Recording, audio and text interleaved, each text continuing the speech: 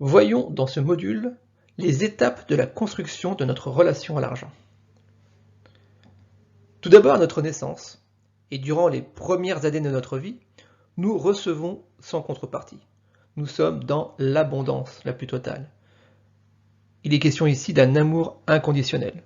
À aucun moment on n'a idée de demander à un bébé quelque chose en contrepartie d'un biberon, d'une couche propre, d'un lit chaud, etc., etc.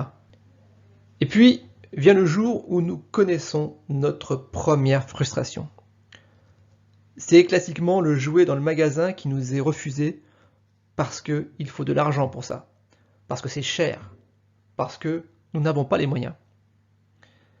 Et ce jour-là, nous enregistrons donc l'argent comme important, puissant, puisqu'il nous permet d'obtenir des choses qui nous font envie.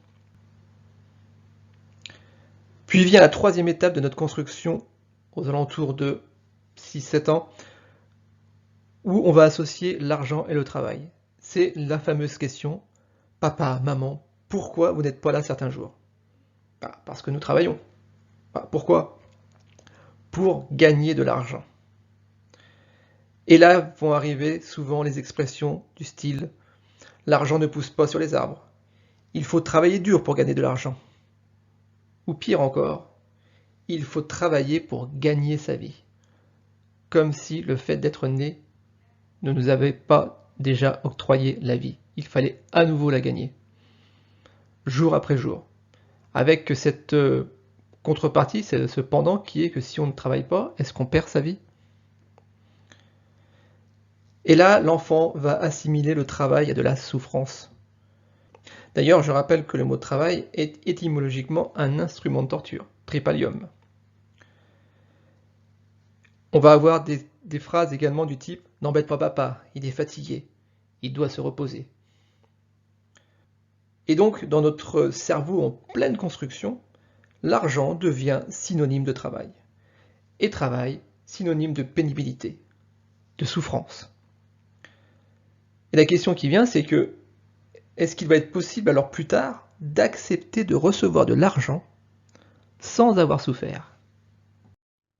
Avant de passer à l'ultime étape, je vais vous demander de mettre la vidéo sur pause et de répondre à cette question. Quel mot associez-vous à l'argent? Allez-y. C'est OK? Alors, est-ce que ces mots que vous avez associés sont plutôt positifs, comme par exemple liberté, sécurité, indépendance, pouvoir de faire des choses, succès, tranquillité? Ou est-ce que ce sont plutôt des mots négatifs, comme problème, conflit, sale, violence, manipulation, abus?